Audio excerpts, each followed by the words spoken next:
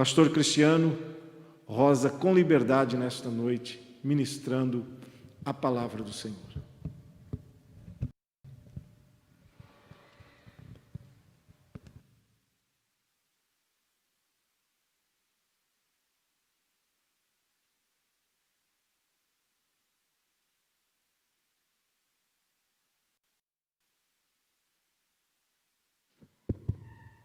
Queridos irmãos, com prazer eu quero saudá-los com a paz do Senhor. Eu quero convidá-los, por favor, a abrirem vossas Bíblias no livro dos Salmos, o Salmo de número 100.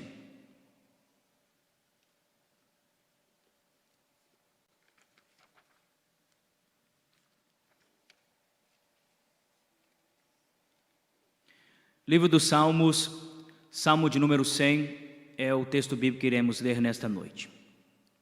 Enquanto você encontra, eu quero agradecer a Deus por esta oportunidade de poder voltar aqui ao Templo Sede, especialmente em mais um culto online, e dizer aos irmãos que estamos unidos também em oração, todo o nosso setor, em favor do nosso pastor Sebastião, da irmã Nilda, toda a família do pastor Rubens e dos demais irmãos que se encontram enfermos. Salmo de número 100 diz assim: celebrai com júbilo ao Senhor todos os moradores da terra. Servi ao Senhor com alegria e apresentai-vos a Ele com canto. Sabei que o Senhor é Deus, foi Ele e não nós que nos fez povo seu e ovelhas do seu pasto. Entrai pelas portas dele com louvor e em seus átrios com hinos.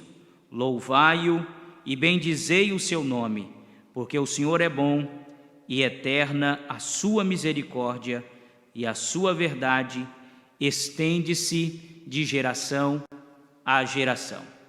Obrigado, irmãos. É prazer para mim poder me direcionar a você que está aí na sua casa, em mais um culto online da nossa igreja. Louvo a Deus pela vida do pastor Gutenberg, Brito Júnior, e também de todos os irmãos que estão aqui envolvidos na transmissão desse culto, para que você possa ter acesso, ouvir a palavra de Deus e assim também estar cultuando ao Senhor nesta noite. O Salmo de número 100 é um salmo muito lido, muito expressado em nossas igrejas. Ele nos convida a celebrarmos ao Senhor com júbilo e a apresentarmos a Ele com canto. Não é especificamente sobre o salmo de número 100 que eu gostaria de fazer referência nesta noite. Não será aqui um estudo sobre o Salmo de número 100, e sim sobre o verso de número 2, que diz: servi ao Senhor com alegria e apresentai-vos a Ele com cânticos. Queridos irmãos, nós fomos chamados para servir ao Senhor, e nesse serviço ao Senhor nós temos que aprender, queridos irmãos, o modelo de Deus, porque além de servirmos ao Senhor, nós também fomos chamados para servir os santos de Deus. Então todo crente tem na sua vida cristã uma chamada dupla. Em primeiro lugar, como eu disse, de servir ao Senhor. Para isso fomos chamados, fomos salvos, fomos constituídos igreja. Mas além de servirmos ao Senhor, nós também devemos servir a igreja de Deus. Cada crente, por sua vez, está a serviço do reino de Deus para servir também aos seus irmãos, servir as crianças, os adolescentes, os jovens, as irmãs, os obreiros. Nós somos um corpo, e nesse corpo todos nós precisamos estar servindo um ao outro, servindo com nossas orações, servindo com os nossos conselhos, servindo, queridos irmãos, com nossa ajuda, com nosso encorajamento. Por isso, quando nós olhamos para a carta aos Hebreus, no capítulo de número 6 e versículo de número 10, abra sua Bíblia, por favor.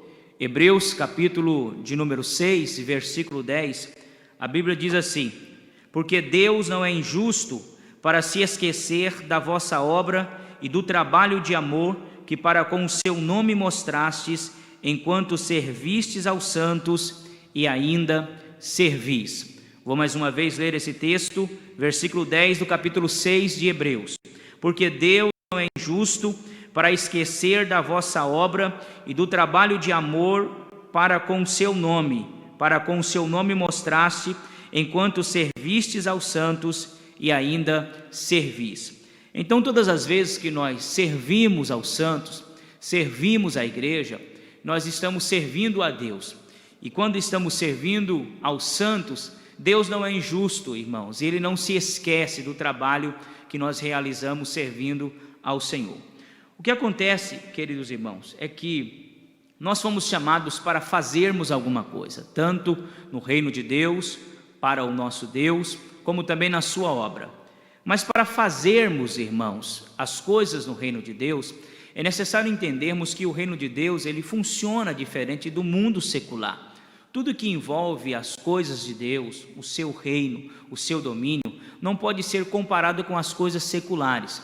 A maneira de administrar as coisas de Deus não é a mesma maneira que se administra as coisas seculares. A maneira que se serve ao povo no mundo secular não é a mesma maneira que nós servimos ao povo na igreja, no reino de Deus. Por isso, queridos irmãos, para se fazer as coisas de Deus, primeiro nós precisamos ser diante de Deus, para depois podermos efetuar para Deus. É muito sábia e muito verdadeira uma frase que diz que Deus jamais fará uma grande obra através de nós, sem primeiro fazer esta grande obra em nós, para que possamos desenvolver o trabalho de Deus, para que possamos ser instrumentos na mão do Senhor, para que possamos fazer aquilo que o Senhor nos comissionou a fazermos. Primeiro temos que dar lugar para que Deus faça uma grande obra em nossa vida, porque a partir do momento que eu me torno alguém diante do Senhor, é que eu posso fazer alguma coisa na obra do Senhor conforme Deus orienta. Por isso, queridos irmãos, há muitas pessoas que falham em sua maneira de trabalhar para Deus. Por isso há muitos trabalhos que são feitos e não frutificam ou não têm permanente durabilidade. Por quê? Porque às vezes, irmãos, foram feitos numa boa intenção, mas sem que a pessoa que estava fazendo estivesse com a sua vida marcada pela aprovação de Deus. Por isso, queridos irmãos, a Bíblia, ela vai dizer em vários textos bíblicos que antes de, na verdade, fazermos alguma coisa, precisamos ser diante do Senhor. Esse verbo ser, irmãos, ele vem sempre acompanhado do verbo ter e também do verbo fazer. E nós vivemos dias que muitas pessoas se preocupam com o ter, e na verdade o ter, irmão, sem o ser, ele se torna um tanto inútil. Por isso existem biografias bíblicas que são modelos para nós. Por exemplo, quando olhamos para a vida de Jó, quando olhamos para o livro de Jó, esse livro inicia a Bíblia dando testemunho deste homem, e depois o próprio Deus dando testemunho de Jó.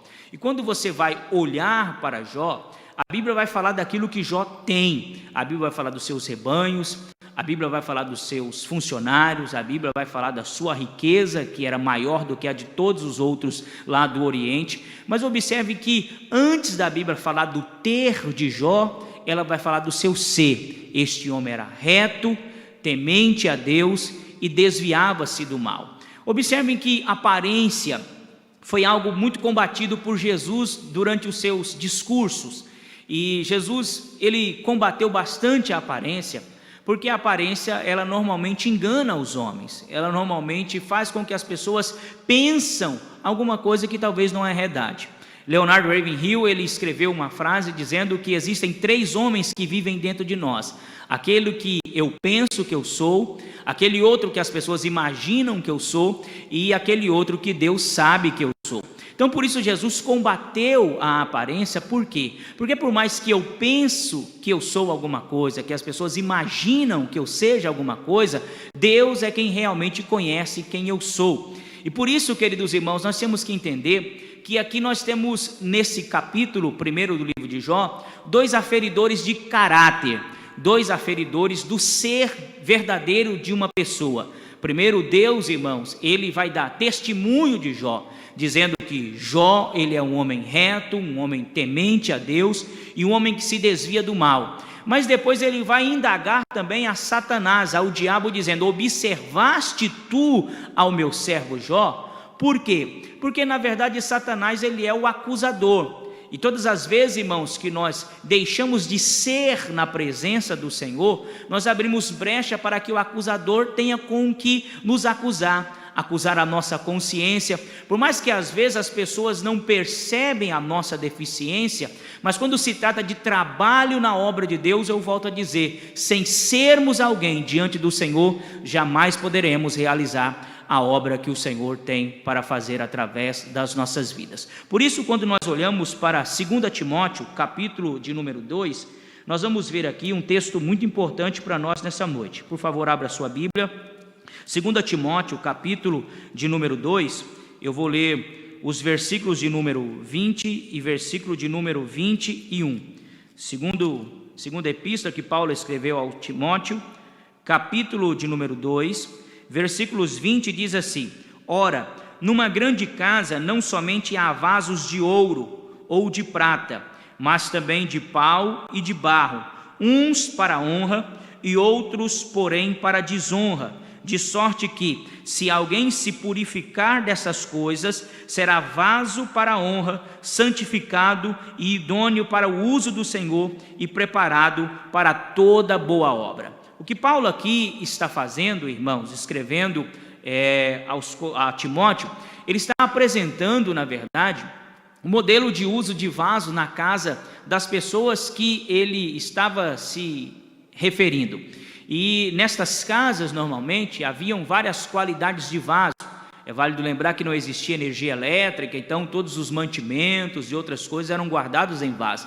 E ele vai falar de vasos que eram compostos de vários materiais: vasos de ouro, vasos de prata, vasos de barro, vasos de madeira. E ele traz aqui, queridos irmãos, a ideia do uso desses vasos. Por quê? Porque a importância desse vaso estava ligado ao material que ele era confeccionado. Logo, se viesse alguém importante na sua casa para uma refeição, você serviria a bebida, você serviria o alimento em vasos de ouro, em vasos de prata. Mas se viesse, na verdade, alguém de pouca importância, ou se fosse uma refeição cotidiana da família, você não ia pegar os vasos de ouro. Normalmente você ia pegar os vasos de madeira, os vasos de pedra, os vasos de barro. E ele também faz aqui, irmãos, uma alusão aqueles vasos que eram usados para serviços honrosos, como também para aqueles vasos que eram usados para serviços desonrosos.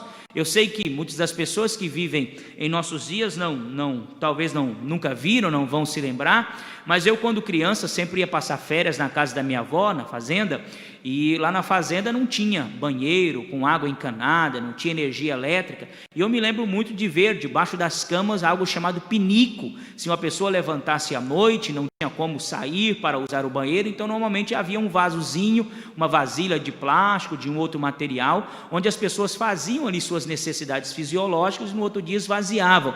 Então isso também acontecia nessas casas antigas, e o que o apóstolo Paulo aqui quer dizer é justamente isso. As pessoas que não cuidam do seu ser. Esse texto está falando das pessoas que se entregam a conversas vãs, que dão lugar a falatórios profanos, que não vigiam na sua boca aquilo que entra nos seus ouvidos, que sai dos seus lábios. Por isso ele está dizendo que as pessoas que aprendem a cuidar do seu ser, normalmente serão sempre vasos de honra, pessoas idôneas, usadas na obra do Senhor. Mas pessoas que, por outro lado, também não aprendem a valorizar o seu ser na presença de Deus, naturalmente abrirão brechas para serem pessoas que de uma hora sai dos seus lábios louvores a Deus, e outra hora está saindo blasfêmias e coisas que são imprestáveis. Por isso, queridos irmãos, para fazermos a obra de Deus, precisamos ter a vida no altar, precisamos ser alguém na presença do Senhor, alguém que Deus possa olhar e testemunhar dizendo: observaste ao meu servo, homem justo, homem reto, homem temente a Deus e homem que aparta-se do mal. E nós sabemos que tudo que estamos falando nesses dias precisa ser olhado dentro de uma visão contextual. Nós precisamos analisar tudo que está acontecendo conosco, queridos irmãos, e pesarmos a nossa vida nas balanças que Deus tem disposto para serem pesadas. Nós sabemos que tudo que está acontecendo, por mais lastimável e triste que mas é permissão de Deus. E nesse momento, irmãos, de incertezas, de medo, de dores, de perdas irreparáveis, nós precisamos entender que Deus está nos dando oportunidade de revermos os nossos valores, de sabermos como está a nossa vida perante o Senhor, como estamos servindo a Deus. Esta pandemia, esse isolamento social, de alguma maneira, queridos irmãos, ele trouxe muito claro, as pessoas que realmente amam a Deus e as que não amam, as pessoas que realmente têm compromisso com a casa de Deus e que não têm. Porque nos primeiros dias de isolamento social era comum se ler na internet, também ver figuras que as pessoas colocavam, que quando acabasse o isolamento, todo mundo correria para a igreja, que saudade do templo, que saudade dos cultos. Mas quando voltamos os nossos cultos, a gente viu que isso não passava de utopia, não passava de palavras que as pessoas falavam, porque a grande maioria não vieram, preferiram ficar em casa, irmãos, gastando o seu tempo ali, vendo vídeos, vendo filmes e fazendo outras coisas, ao invés de buscar ao Senhor e estar orando nesse momento em que a igreja precisa dar as mãos e unir as suas forças. Por isso, queridos irmãos, nós precisamos entender que antes de Deus fazer uma obra através de nós, Ele primeiro precisa fazer esta obra em nós. É neste momento, irmãos, que Deus está procurando os crentes que estão se derramando na oração, que estão pagando um preço para andar na presença do Senhor. Nossa igreja, nosso setor, está envolvida em várias campanhas de orações, além da campanha estabelecida na nossa convenção, segunda, quarta e sexta.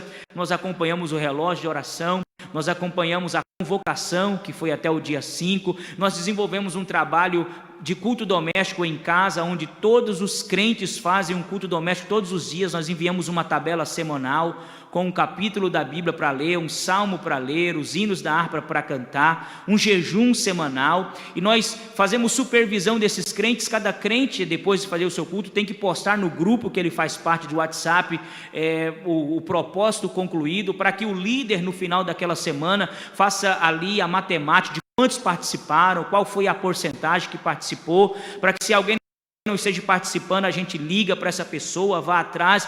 Nós estamos tentando chamar as pessoas, irmãos, para o altar de Deus. Por quê? Porque quando Deus olhar para nós e nos ver na sua presença, através de nós o Senhor vai fazer coisas maravilhosas. Por isso, queridos irmãos, nós precisamos entender que a Bíblia está repleta de exemplos, de pessoas que primeiro precisaram ser moldadas por Deus, para que depois Deus desenvolvesse o seu projeto. É comum ouvirmos promessas do Senhor, é comum em nossos cultos ouvirmos Deus fazer promessas grandiosas, até que a gente fica assim duvidando: será que é Deus mesmo que está fazendo? Será que a pessoa vai viajar a tantos lugares? Será que Deus vai curar tantas pessoas através desse irmão? Será que Deus vai levantar essa pessoa da maneira que está sendo prometida? Só que nós precisamos entender que uma coisa é a promessa. Qual é a promessa? A promessa é o fim daquilo que Deus planejou. A promessa é o resultado daquilo que Deus tem para nós. Eu vou te usar. Só que para que a gente alcance isso, irmão, existe um caminho a ser trilhado. Ou seja, Deus falou para Moisés que ele ia tirar o povo dele do Egito. Agora, isso, irmãos, era só o resultado do que aconteceria, mas nós entendemos que há um caminho, há um sofrimento, há um preço a ser pago, há um tempo que isso envolve. Por isso, queridos irmãos, Deus está buscando pessoas que queiram dar lugar para o seu trabalhar. Quando olhamos, por exemplo, para a vida do profeta Isaías, nós entendemos que o seu livro, fora de uma divisão teológica, ele está dividido em duas fases da história do profeta Isaías. O profeta Isaías, irmão, é um homem que Deus tinha uma chamada tão grande que ele recebeu o codinome de profeta messiânico, porque foi a este homem que Deus revelou as maiores coisas sobre o Messias, seu sofrimento, sua glória, coisas infindáveis. Um dos maiores mistérios bíblicos do Antigo Testamento, que era Gênesis 3 e 15, foi ao profeta Isaías que Deus revelou, porque quando Deus falou que da semente da mulher nasceria um que pisaria a cabeça da serpente, ninguém conseguia assimilar o que é isso, visto que a mulher não tem semente. Quem tem semente é o homem. A mulher simplesmente empresta o ventre, há uma transfusão de alimento pela placenta, mas ela pode ter sangue O positivo e a criança A negativo. Por quê? Porque na verdade a semente do homem que é importante. Mas observe que foi ao profeta Isaías que Deus revelou que a virgem conceberia e daria à luz a um filho, e esse filho seria chamado de Emanuel, que traduzido é Deus conosco. Então Deus tinha uma grande chamada na vida de Isaías, só que na verdade, para que Deus desenvolvesse essa chamada, Deus primeiro precisaria desenvolver uma grande obra na vida do profeta. Por isso, quando se lê o capítulo 1 ao capítulo 5, ele está cheio de repreensões a outras pessoas: ai deste, ai daquele outro, porque de alguma maneira Isaías tinha seu ministério pautado ou firmado no braço do rei, que era seu parente, o rei Uzias. Mas no capítulo 6 a gente percebe que Deus alcança o coração do profeta, porque ele diz que no ano que morreu o rei Uzias, ele viu ao Senhor assentado sobre um alto e sublime trono. Ao notar a ausência do poderio do seu primo, ao notar a ausência da liberdade de profecia que ele tinha, ele foi para a casa de Deus, irmãos, e na casa de Deus, Deus lhe deu uma visão, e esta visão, Deus estava sentado no seu trono, serafins estavam ao seu redor, cada um possuindo 6 asas, com 2 voando, com 2 cobrindo os rostos, com 2 cobrindo os pés, e com a boca clamando: Santo, Santo, Santo é o Senhor dos exércitos, toda a terra está cheia da sua glória. Naquele momento Isaías percebeu, irmão, que o trono do homem fica vazio, mas que o trono de Deus permanece ocupado, que aquele homem que hoje é venerado por estar numa posição real, amanhã, irmãos, tem que dar lugar a um sucessor, mas que Deus está sendo adorado eternamente no seu trono, porque ele não tem princípio de dias e nem fim de existência. E ao perceber isso aí, o coração de Isaías se quebranta. Isaías dá lugar ao trabalhar de Deus, e então ele ouve a voz do Senhor dizendo: a quem enviarei, e quem há de ir por mim? E ele, já estando preparado, disse: eis-me aqui, Senhor, envia-me a mim. Porque já estando preparado, porque quando ele viu toda aquela glória, ele viu a sua inutilidade, ele caiu por terra e disse: ai de mim que vou perecendo, porque sou um homem de lábio impuro, e habito no meio de um povo de impuros lábios, e os meus olhos viram o Rei, o Senhor dos exércitos. Mas quando ele deu lugar a esse trabalhar de Deus, a Bíblia diz que Deus enviou um serafim até debaixo do altar, e como Atenas pegou uma brasa e voando tocou aquela brasa no lábio do profeta e disse: eis que isto tocou o teu lábio, e purificado foi o teu pecado, e removida foi a tua iniquidade. Por isso, irmão, nós temos que servir a Deus, e esse serviço tem que ser com alegria. Nós precisamos servir a igreja, não podemos ser árvores infrutíferas. Só que nunca conseguiremos fazer a obra que o Senhor nos chamou a fazer, sem primeiro darmos lugar para Deus fazer essa obra em nossa vida. Por isso, existe uma frase, eu até me referi a ela esses dias em um ensino bíblico, e essa frase diz que nada é tão ruim que não possa ficar pior do que já está, como também nada é tão ruim que também não possa melhorar. Então, às vezes nós nos deparamos com situações difíceis. Talvez, se você olhar para a sua vida espiritual hoje, você vai ver que ela está ruim. Só que você precisa perceber que, estando ruim, ela pode trabalhar para os 2 extremos. Ela pode tanto piorar, como ela também pode melhorar. E é isso que precisamos analisar, porque há pessoas que Deus tem um encontro com ele, e que Deus lhe submete a uma circunstância, para essa pessoa pesar os seus valores. E às vezes essas pessoas, ao serem confrontadas com Deus, dão lugar à ação do Espírito Santo, e aquilo que está ruim torna-se bom na presença do Senhor. E há outras que também rejeitam, e ao invés de, irmãos, melhorar a situação, aquilo que está ruim torna-se pior do que já está. Por exemplo, no caminho de Damasco nós encontramos ali uma confrontação. Jesus encontrou-se com um homem chamado Saulo, Saulo de Tarso. A situação de Saulo não estava boa. Por quê? Porque na sua ignorância, por mais que ele tinha uma formação teológica muito grande, um homem formado aos pés de Gamaliel, um homem de uma inteligência admirável, Deus tinha uma obra muito grande na vida de Saulo. Deus ia transformar esse homem em Paulo, fazer uma obra na vida dele, para que depois que ele se tornasse Paulo, Deus fizesse uma grande obra através da vida dele, desse revelações imensuráveis a este homem. Só que este homem, na sua ignorância, está perseguindo a igreja. perseguindo a igreja, ele está perseguindo ao próprio dono da igreja, ao próprio Cristo. E é no caminho de Damasco que o Senhor aparece para ele e diz para ele que a coisa não estava boa, porque duro era para aquele homem recalcitrar contra os aguilhões de Deus. Mas observem que ao cair por terra, ao ficar cego, ao invés de ensoberbecer o seu coração, ao invés de tomar para si uma arrogância e achar que não poderia descer do seu pedestal, não deveria depender da misericórdia de Deus, esse homem foi orar e jejuar. E quando a gente encontra esse caminho, o caminho do jejum e da oração, irmão, Deus ele acha espaço para trabalhar em nossa vida. O crente que se furta a oração, o crente que deixa de jejuar, irmãos, que toma decisões da sua própria cabeça e não busca orientação em Deus, normalmente esse crente dá sempre com a cara na parede. Mas o crente, quando Deus começa a lhe confrontar e falar ao seu coração, ele logo se entrega no jejum e na oração, irmão. Deus, na verdade, acha lugar para trabalhar na sua vida, e tem sempre um profeta seu para dizer: irmão Saulo, receba saúde, porque você é um vaso escolhido para levar o nome do Senhor diante dos gentios. Agora observe que, por outro lado, quando nós olhamos o capítulo 2, capítulo 3 do livro de Gênesis, nós vamos deparar ali com a figura de Caim. Caim, na verdade, também estava numa situação difícil. Por quê? Porque ele foi apresentar a Deus um sacrifício e Deus não recebeu o sacrifício que ele tinha ofertado. E por que Deus não recebeu o sacrifício? Porque antes de receber o sacrifício, Deus recebe o ofertante. Então Caim não foi aceito diante de Deus, naturalmente sua oferta também não foi aceita. A coisa, na verdade, estava difícil para ele. Só que Deus chama Caim para conversar. Quando Deus percebeu que o semblante de Caim estava desfigurado, Deus chamou ele para lhe dar uma oportunidade de abrir lugar para Deus trabalhar na sua vida.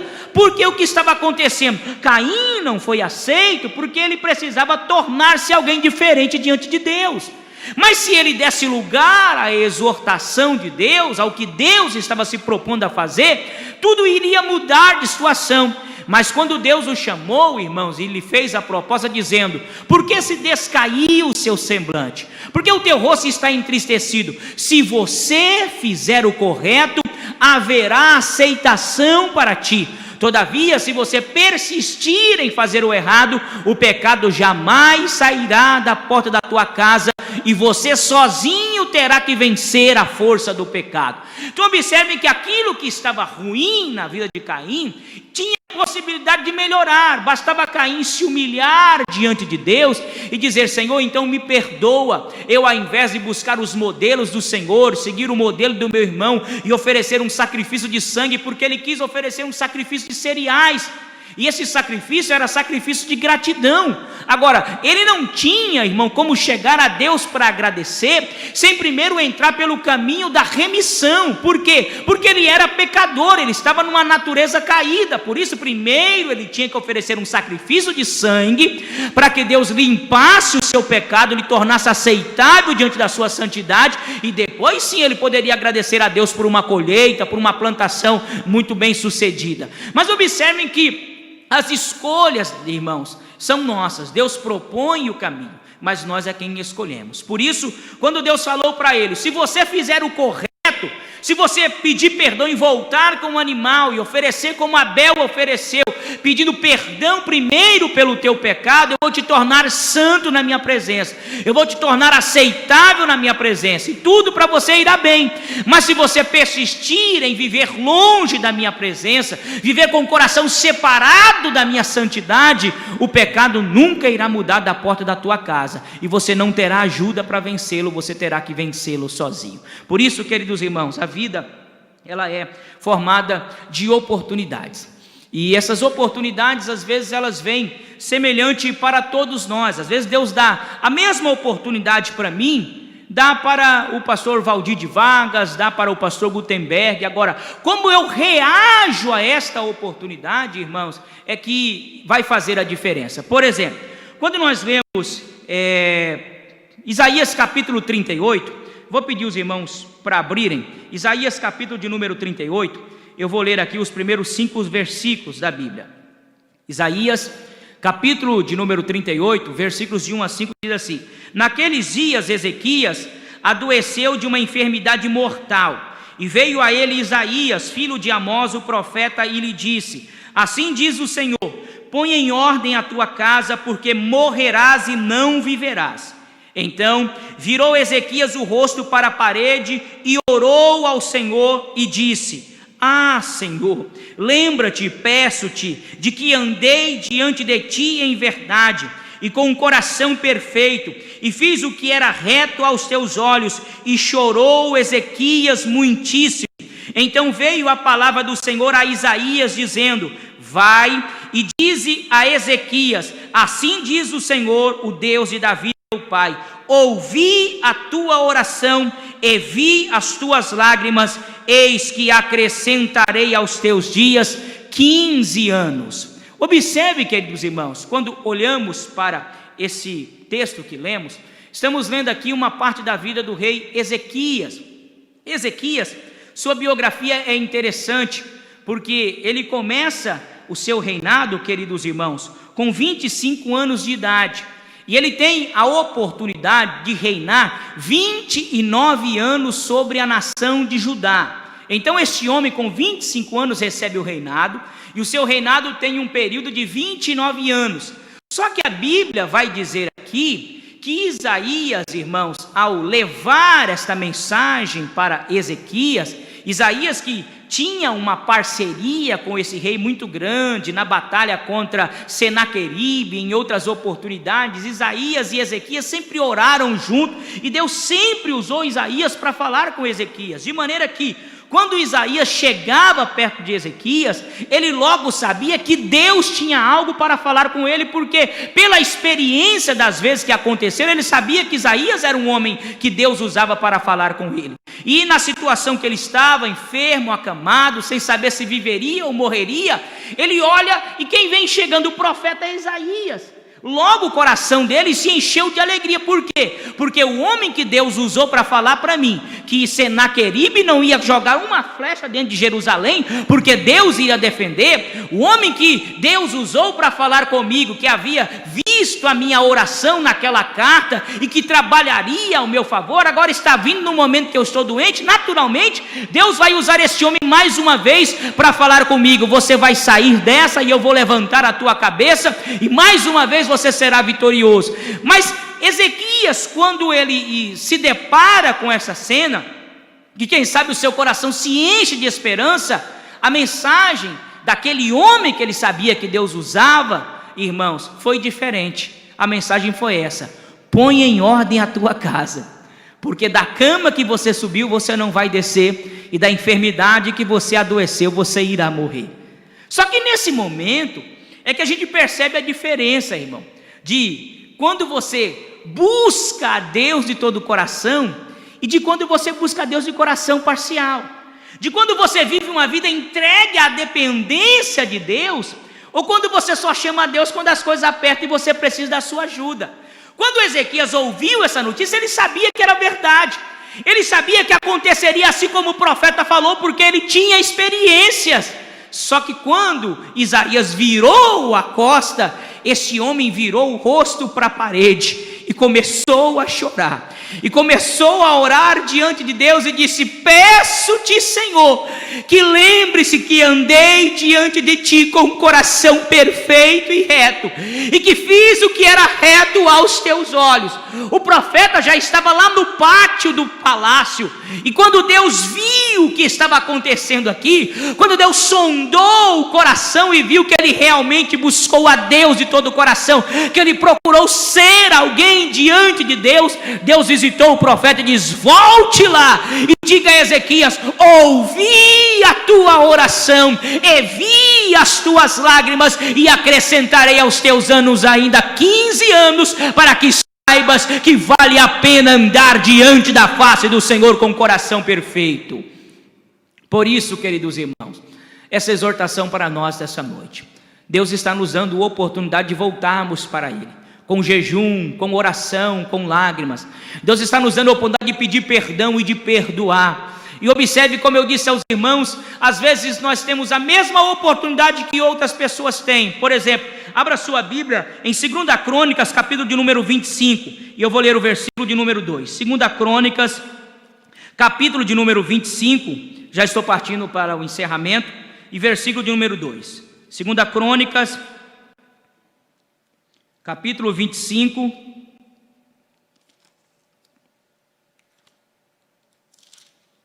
e o versículo de número 2 diz assim, vou ler o 1 e o 2 para os irmãos entenderem melhor. E era Amazias da idade de 25 anos quando começou a reinar, e reinou 29 anos em Jerusalém, e era o nome da sua mãe Jeoadã de Jerusalém. E fez o que era reto aos olhos do Senhor, porém não com um coração inteiro. Observe aqui agora a diferença entre o que a Bíblia fala de Ezequias e o que a Bíblia fala de Amazias. As oportunidades são a mesma. Todos dois começaram a reinar com 25 anos de idade. Todos dois reinaram 29 anos sobre Jerusalém, sobre Judá. Reinaram no mesmo lugar, o mesmo período, com a mesma idade iniciaram o reinado, com a mesma idade finalizaram o reinado. Só que de Ezequias a Bíblia fala que ele andou diante de Deus com o coração inteiro. E de Amazias a Bíblia diz que ele serviu ao Senhor, porém não com um coração inteiro. Sabe o que é servir a Deus sem ter um coração inteiro? É servir a Deus da maneira que me agrada. Aquilo que Deus fala, que Deus propõe que me agrada, eu abraço, é de Deus. Aquilo que Deus fala que não me agrada, que não é da minha vontade, eu digo que é doutrina de homens, eu rejeito. Então isso, irmãos, é servir a Deus com um coração parcial. E não é isso que Deus espera de nós. Por exemplo, abra sua Bíblia em Deuteronômio, capítulo de número 4, para lermos o versículo de número 29. Deuteronômio, capítulo de número 4. Observe o que a palavra de Deus vai nos dizer aqui no versículo 29. Então dali buscarás ao Senhor teu Deus, e o acharás quando o buscardes de todo o coração e de toda a alma. No momento da aflição, no momento do perigo, no momento da dificuldade, nós clamamos a Deus, irmãos, só que nós encontramos a Deus se nós o buscarmos de todo o nosso coração e de toda a nossa alma. Irmão Hermes, buscar a Deus de todo o coração e de toda a alma é estar disposto a aceitar o que Deus tem, é estar disposto a fazer o que for preciso. Se é perdoar, eu perdoo. Se é pedir perdão, eu peço perdão. Se é confessar, eu confesso. Se é mudar de rumo, eu mudo. Ou seja, eu estou à disposição de Deus para viver a sua vontade. E aí sim, dali aonde você está, na angústia que você está atravessando, se de coração inteiro e alma inteira você buscar ao Senhor, Deus irá te socorrer, Deus irá te visitar. Ainda Deuteronômio, capítulo de número 10, irmãos, aí no mesmo livro, versículo de número 12, a palavra de Deus vai dizer assim: agora pois, ó Israel, que é o que o Senhor teu Deus pede de ti, senão que temas o Senhor teu Deus, e que andes em todos os seus caminhos, e o ames, e sirvas ao Senhor teu Deus com todo o teu coração, e com toda a tua alma, para guardares os mandamentos do Senhor, e os seus estatutos que hoje te ordeno para o seu bem. Então, irmãos, Deus, na verdade, Ele espera que nós possamos servi-lo de todo o nosso coração e de toda a nossa alma, porque só assim fazendo, irmãos, é que nós seremos atendidos pelo Senhor na hora da dificuldade. Jeremias, capítulo de número 29, versículo de número 13, diz assim: e buscar-me-eis e me achareis, quando me buscardes de todo o coração. É por isso que Ezequias achou a Deus, é por isso que ele pegou um reinado daquela maneira, cheio de idolatria, e ele purificou o reinado, e Deus fez uma grande obra. Por quê? Porque ele buscou a Deus de todo o seu coração. Observe ainda, queridos irmãos, o texto de Colossenses, capítulo de número 3, e isso aqui está relacionado ao nosso serviço ao Senhor. Colossenses, capítulo de número 3, e versículo de número 23, está aqui nos ensinando como devemos também fazer as coisas para os irmãos, porque eu disse que nós somos chamados para servir a Deus e também para servir aos santos. Observe que a Bíblia diz: e tudo quanto fizerdes, fazei-o de todo o coração, como ao Senhor, e não somente aos homens, sabendo que recebereis do Senhor o galardão da herança, porque a Cristo o Senhor servis. Então, irmãos, nesses dias também de pandemia, muitos irmãos estão precisando. Nós temos feito trabalho social na nossa igreja e ficamos surpreendidos, porque nós levantamos uma campanha para a cesta básica e conseguimos tantas cestas básicas que nós precisamos de ficar ligando para os irmãos para saber se alguém estava precisando. Irmão, você não está precisando, irmão está parado e tudo. Por quê? Porque os nossos irmãos abriram o coração e entenderam que enquanto estamos servindo aos santos, Deus não é injusto para esquecer do nosso trabalho, irmão.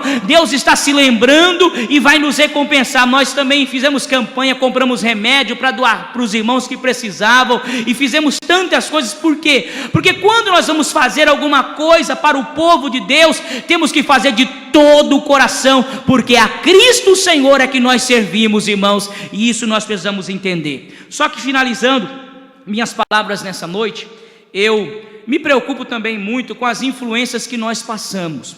Quando nós não buscamos a Deus de todo o coração, quando nós não nos preocupamos em ser alguém aprovado diante de Deus, conforme 2 Timóteo 2:15, que diz, queridos irmãos, que procura apresentar-te a Deus aprovado. Quando nós não nos preocupamos com isso, nós também temos a tendência de formarmos pessoas que não se preocupam com isso. E aí, irmãos, nasce uma grande preocupação, porque se o teu filho não vê você ser um crente fiel ao Senhor, a tendência é que ele também não queira ser um crente fiel ao Senhor. Se os irmãos que servem a Deus na sua casa, na sua família, não te virem ser um crente fiel, orando, jejuando, a tendência é que eles também sejam crentes assim, sem esse compromisso. Mas todavia, se o teu filho está acostumado a ver você de joelho dobrado, ver você lendo a Bíblia, ver você aconselhando, ver você dizimando na igreja, a tendência dos teus filhos é procurarem os seus passos. E por isso eu finalizo aqui falando a história do filho tanto de Ezequias como do filho de Amazias. Há uma semelhança também aqui, como há uma semelhança entre Ezequias e Amazias. Ezequias começou a reinar com 25 anos de idade e reinou 29 anos, buscou a Deus de todo o coração. Amazias também começou a reinar com 25 anos de idade, também reinou 29 anos e não buscou a Deus com o coração inteiro. Seus filhos, irmãos, Uzias e também Manassés, começaram a reinar. A única diferença é que o filho de Amazias, um homem chamado Uzias, começou a reinar com 16 anos, enquanto que Manassés, filho de Ezequias, começou a reinar com 12 anos. Mas os dois reinaram 55 anos em Jerusalém. Observe que, por mais que um começou com 16 anos e o outro começou com 12, mas a extensão do reinado foi a mesma. E observe o que aconteceu. Uzias, que foi esse rei que começou a reinar com 16 anos, ele cresceu vendo seu pai buscar a Deus, mas de coração parcial. Só que quando ele começou de coração inteiro. A Bíblia diz que ele se pôs a buscar ao Senhor, e quanto mais ele buscava a Deus, mais Deus lhe abençoava. Deus o prosperou grandemente, lhe deu técnicas de agricultura, de pecuária, armas bélicas como a catapulta.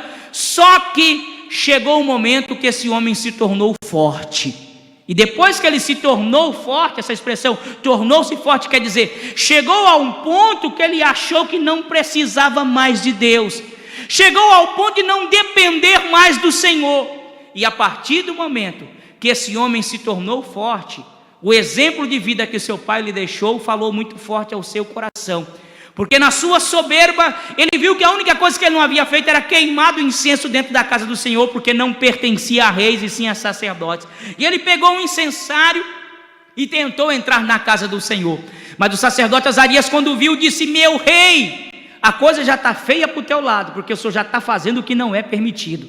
Só que se o senhor engatar uma marcha ré e voltar atrás, o Senhor terá misericórdia. Mas se você tentar avançar, não será benefício para a tua vida. Mas na sua soberba, ele havia se tornado tão forte, o seu coração não era mais reto, ele não era mais alguém diante de Deus, ele era alguém diante dele mesmo. Ele disse: eu sou o grande rei e eu faço o que eu quiser. E quando ele tentou fazer, a lepra lhe brotou na testa. e tomou conta do corpo, e os sacerdotes iam colocá-lo para fora, mas quando ele viu que estava leproso, ele mesmo se deu pressa a sair, e um homem que Deus pegou lá embaixo e colocou lá em cima, sabe o que aconteceu?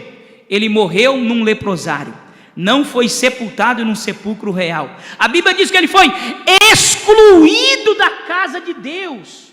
Irmãos, morreu sem sua família, por quê? Porque quando deixamos de ser na presença do Senhor, nós somos excluídos da sua presença. Por mais que a gente às vezes faz parte da comunidade, mas não faremos parte do arrebatamento. Por isso nós temos que nos preocupar. Um homem que começou tão bem, terminou tão mal, porque quem sabe viu o exemplo do seu pai.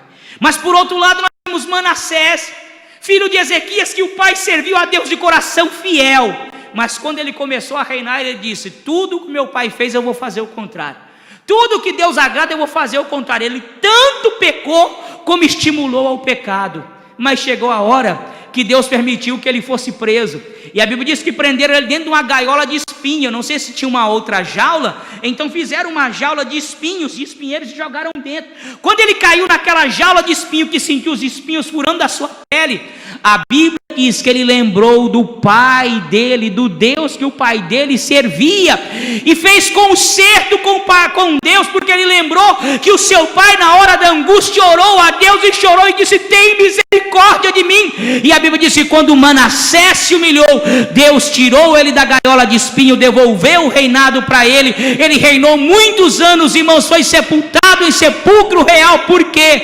Porque quando nós nos tornamos alguém diante de Deus, renúncia é algo que nós não temos medo nem vergonha de fazermos. Por isso, irmãos, eu finalizo a minha palavra nesta noite agora, dizendo a você: você foi chamado para servir a Deus, sirva-o de todo o teu coração, de toda a tua alma.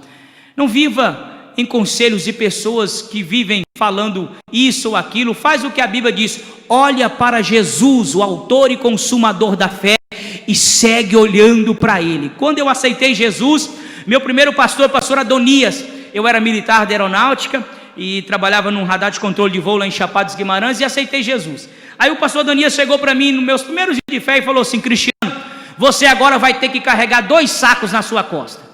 Aí eu pensei comigo, falei: e agora, rapaz, como é que eu vou fazer para ir para o quartel? Porque eu tinha que usar farda, né, para trabalhar. E eu pensei: e agora se eu chegar lá fardado com 2 sacos na costa, o que vão pensar de mim? Aí eu falei: como assim, pastor, carregar 2 sacos? Ele falou: você vai ter que carregar um saco que tem fundo e um saco que não tem fundo. Eu disse: mas para quê? Ele disse: porque na sua caminhada cristã, você vai se deparar com muitas coisas que servem para a sua edificação, coisas que te levam para perto de Deus e coisas que te escandalizam, que te levam para longe de Deus. As coisas que servem para a tua edificação e que te levam para perto de Deus, você vai colocando dentro desse saco que tem fundo, porque você precisa carregar com você. As coisas que são para te escandalizar, para te desanimar, você coloca dentro do saco sem fundo e continua marchando, porque essas coisas vão ficando para trás e continua olhando para Jesus e seguindo a sua carreira. E assim eu tenho feito ao longo da minha fé, irmão. Se eu ouço alguma coisa, se eu leio alguma coisa na internet, alguma postagem que é para minha edificação, eu guardo aquilo, eu tomo aquilo para minha vida. Todavia, se não é para minha edificação, eu não critico, eu não posto, eu não mando para outra pessoa, eu não fico de diz que me diz que não, Senhor. Eu vou orar ao Senhor para Deus ter misericórdia. Por quê? Porque Deus está procurando homens como Ezequiel, que queiram estar na brecha perante Ele, porque quando Deus te ver na brecha perante Ele, através da tua vida, o Senhor fará uma grande obra na tua vida. Glória a Deus. Eu finalizo agora agradecendo essa oportunidade e dizendo aos irmãos que você pode servir aos santos de muitas maneiras. Nós não podemos visitar hospitais, não podemos visitar os irmãos nesses dias. Sabe como estamos fazendo? Toda a nossa igreja, visitando pelo telefone. Nós fazemos conferência no Google Meet, no Zoom, pastor. Colocamos as irmãs, ensinamos as irmãs de idade a baixar aplicativo, os filhos ensinou. Aí está aquelas irmãs, tudo grupo de risco, a coisa mais linda. Todas aquelas irmãs de circulação que não pode vir na igreja, não pode receber visita, uma olhando para a outra e conversando conversando e batendo papo, e orando e cantando hinos juntos. Alguém fazendo videoconferência, liga pelo WhatsApp, visita: ô irmão, eu não posso ir aí, mas eu estou querendo ver como é que o irmão está conversando. Ou seja, nós temos como servir aos santos de muitas maneiras. Basta colocarmos a vida no altar do Senhor, que o Senhor irá nos orientar e irá nos usar para a glória do seu nome. Por esta oportunidade, eu fico imensamente agradecido em nome de Jesus. Obrigado.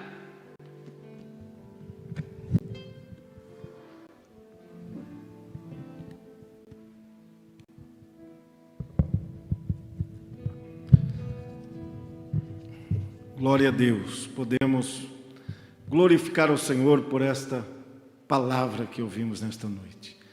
E antes de encerrarmos este culto, eu sei que muitos ouviram esta palavra.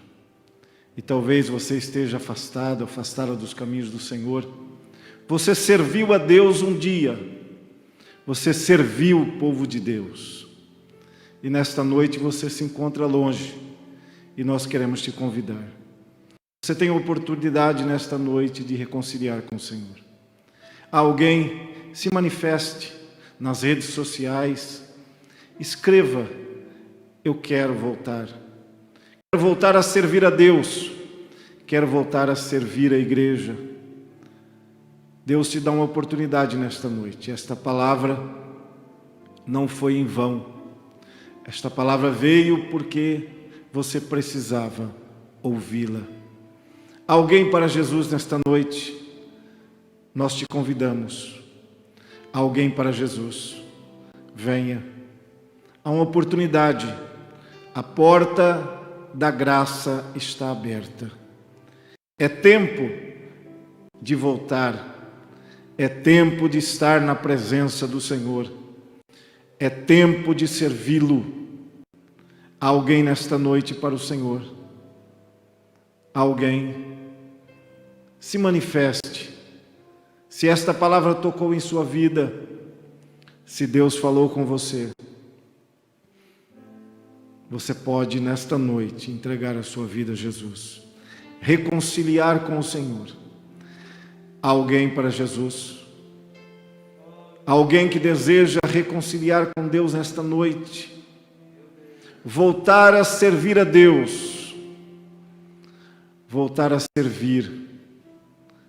Esta palavra é tão nobre, servir.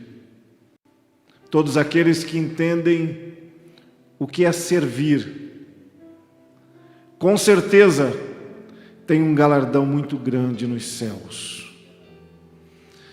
Tudo que temos aqui nesta terra ficará aqui, mas tudo aquilo que fazemos para o Senhor, nós levaremos para a eternidade. Porque servir a Deus é a melhor coisa que existe neste mundo. Então nós te perguntamos: alguém para Jesus? Você quer retornar ao caminho do Senhor nesta noite? Nós queremos orar pela sua vida. Nós queremos ainda convidá-los, a todos aqueles que estão através das redes sociais nos ouvindo. Domingo pela manhã, a partir das 9 horas, nós estaremos aqui com o comentário da nossa lição da Escola Bíblica Dominical. É o encontro matinal nos domingos com a Palavra de Deus. Então esteja aí na sua casa para que domingo, 9 da manhã, nós nos encontremos novamente para ouvir a Palavra do Senhor. E também no domingo, a partir das 17 horas, nós estaremos aqui para mais um culto de adoração a Deus. E queremos convidar você e sua família, aí da sua casa, você possa estar conosco domingo a partir das 17 horas, para ouvir a palavra do Senhor, adorar ao Senhor, glorificar o Senhor. Nós vamos nesse instante orar ao Senhor, agradecê-lo por tudo que o Senhor tem nos dado. Temos nas redes sociais vários pedidos de oração e nós vamos orar uns pelos outros. Lembrando de orar pelos irmãos que estão enfermos, lembrando de orar pelas famílias que perderam alguém que lhe é muito querido.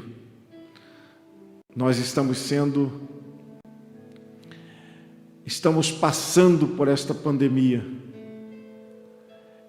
E muitas famílias têm perdido alguém. A exemplo da família do pastor Rubens Ciro de Souza, nosso presidente, nosso vice-presidente. A sua família está enlutada, porque o Senhor aprove levá-lo. Mas vamos orar por eles, vamos orar uns pelos outros, irmãos. É momento de buscarmos ao Senhor. E na oração nós iremos vencer este momento difícil, que não somente a nossa nação, mas todo o nosso planeta passa.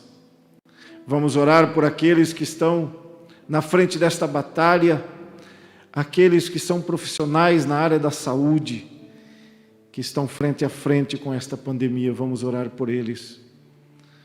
Vamos orar por todos aqueles que necessitam. Eu quero convidar aqui o pastor Valdir de Vargas, que estará fazendo esta oração ao Senhor. E não nos esqueçamos, vamos orar uns pelos outros, em nome de Jesus.